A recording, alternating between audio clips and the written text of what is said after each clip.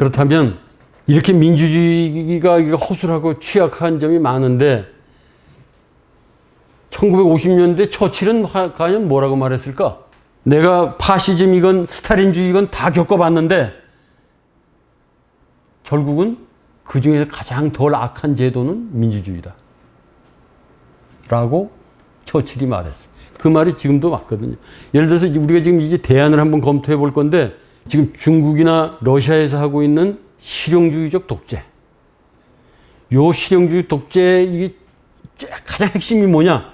개인에겐 이익을 무한히 주고 집단의 품격을 유지하겠다는 게 자신들의 그 약속이에요. 그런데 이게 어떻게 되느냐? 집단의 품격을 유지하기 위해서 개인의 이익을 줄여라 하면 줄여야 되는 거야.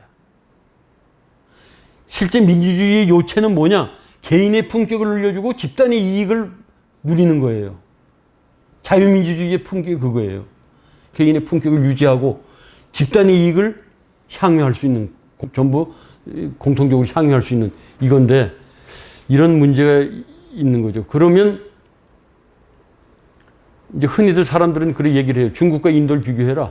중국은 실용주의적 독재고 인도는 자유민주주의 형태인데 어디가 더 잘 살고 잘 되느냐? 지금까지는 중국이 잘 살고 잘 되는 것처럼 돼 있었어요. 근데 이제 뭐 여러분 요즘 뭐 많은 문제가 생기고 있는 걸 지금 목도하시죠? 뭐 헝다그룹이라든가 뭐 기타 뭐 참 많은 문제들 지금 내포하고 있거든요. 그런 반면에 인도는 하나하나 극복해 나가고 있어요. 그러니까 자유민주주의의 우월성이라는 데 대해서 바로 이거다라고 하나는 말할 수 없지만 왜 거기 참여자들이 얼마나 그 자유민주주의에 대한 그 말하자면 책임을 다하고 있느냐에 따라서 달라지긴 하죠. 예를 들어서 이 얘기가 여기 이 책에는 없지만 이런 얘기를 한번 해보시죠. 대한민국의 헌법적 가치. 가장 중요한 요소가 뭐예요? 첫째, 자유민주주의. 둘째, 시장경제. 셋째, 법치주의. 이 세 개를 잘 엮어나가면 그 최고로 이 민주주의에 꽂히고 참 살기 좋은 나라고 참 문제 없는 나라인데 이게 자꾸 안 맞는 거예요. 응? 부질없이 국가가 시장에 개입하고 민주 구성원들이 법치주의를 자꾸 위배하고 정권 잡은 사람들이 자꾸 법치주의를 악용해서 남용을 하고 권력을 남용하고 뭐 이래 대해서 자꾸 무너뜨리는 거예요. 이거. 영국의 그 어떤 학자가 말했어요. 중국이란 나라의 가장 큰 문제점이 뭐냐? 파벌주의, 후견주의, 정실주의, 부패. 아까 프란시스코 후쿠야마가 그 역사의 종말에서 일본을 가장 이상적인 나라처럼 이렇게 말을 했는데 사실 일본은 굉장히 지금 힘들어지고 있어요. 일본의 대표적인 문제도 바로 이 정치 체제 때문에 그래요. 이번에도 뭐 기시다? 누가 뭐 지난번에 스가가 됐고 그 전에 아베였죠. 지금 전부 아베 아류들이 지금 또 다 차지했어 또 내각을. 그러니까 이렇게 지금 중국과 똑같이 파벌주 뭐 무슨 공청단이니 무슨 뭐 상하이방이니 뭐 이래가지고 태자당이니 이래가지고 자꾸 이런 게 생기고 그럼 다른 국민에게는 아무런 말하자면 정계에 진출할 수 있는 기회가 박탈되는 거 아니에요? 쉽게 얘기하면. 그 중국은 온통 공산당만 눈에 보이지만 실제는 공산당은 1억밖에 안 되고 13억은 전부 일반 사람들 아니에요. 그럼 그건 어떻게 되는 거야? 그 13억의 목소리는 어디가 있는가 이 말이에요. 그러니까 이런 문제가 실용주의적 독재의 가장 큰 폐단이고 제일 큰 폐단이 어느 나라를 볼 수 있냐 하면 민주주의를 하는 것처럼 선거를 하면서 이 독재 아주 끝판왕을 보는 게 러시아. 그 러시아를 또 배워서 학습하는 헝가리. 헝가리 오르반 총리는 지금 몇십 해먹잖아요, 지금. 그 오르반 총리의 특징이 뭐예요? 반자유주의적 민주주의를 지 스스로 지 입으로도 얘기하고 있어요. 그래서 이번에 디폴트에 걸릴 것 같아요. 지금 오르반이 유럽 의회 총재가 되는 그 순번인 모양인데 지금 전부 반발을 하고 있어요. 말을 안 들어. 그러니까 저런 그 사람 말을 안 듣는 게 그 사람 말을 안 듣는 게 중요한 게 아니라 그 밑에 있는 헝가리 국민은 얼마나 지금 고생을 하느냐 이 말이에요. 그것 때문에 그런 문제가 있는 거고 그렇다면 우리가 그 존 스튜어트 밀이 얘기했듯이 자유론에서 얘기했듯이 좀 뭔가 좀 지식이 있고 의식이 있고 그 분야에 정통한 사람들이 좀 나서는 그런 사람들의 통치 체제를 유지하는 게 어떠냐.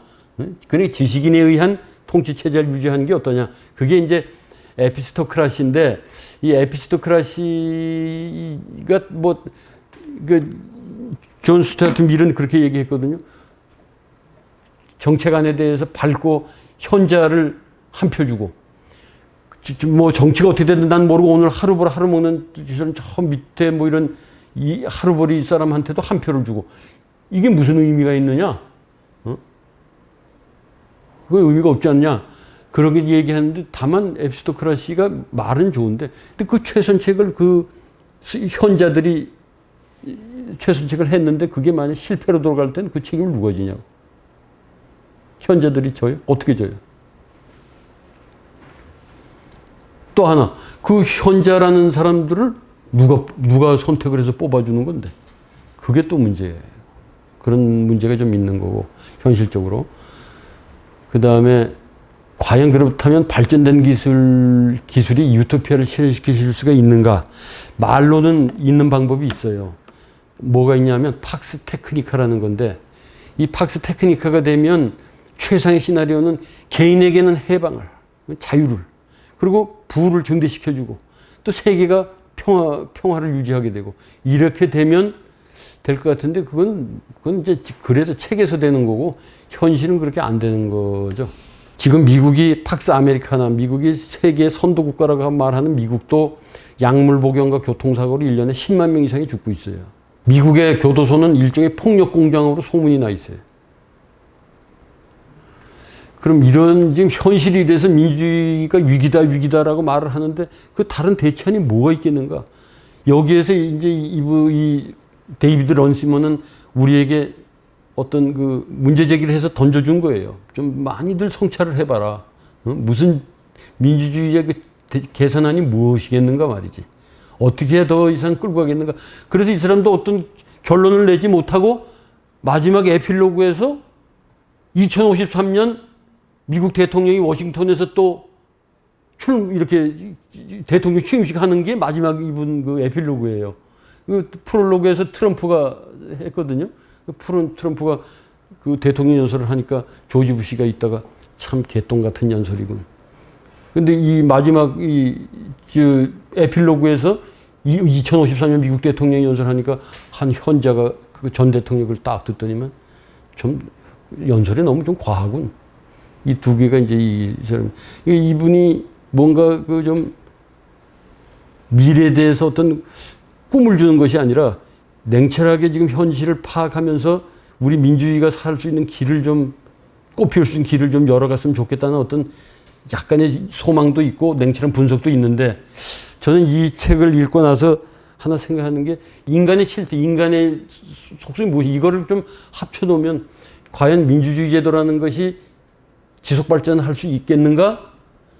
아니면 이거는 그냥 한 시대의 하나의 과정으로 끝나고 어떤 다른 정치 체제로 넘어가겠는가 하는 그런 결론 좀 이게 이 데이비드 런시먼이 말하는 솔루셔니즘이라는 건 인정을 안 하는 거예요. 솔루셔니즘은 뭡니까? 과학에서 어떤 문제들이 나오면 그 문제를 주해서 결국은 답안을 찾아내는 거 아니에요, 그죠? 근데 그거는 이 정치 체제를 연구하는 데서는 좀 불가능한 얘기일 것 같다. 이렇게 하는데 이제 거기에서 개인적인 인간의 그런 그 다양한 그 욕구와 이런 거를 반영하면서 이래서 이 정치 체제라는 게 힘들고 어렵고 뭐 이런 데 대한 얘기가 좀 또 연구가 좀 진행이 되면 또 좋겠는데 다음에 그런 좋은 책이 있는지를 한번 찾아보겠습니다. 오늘 감사합니다.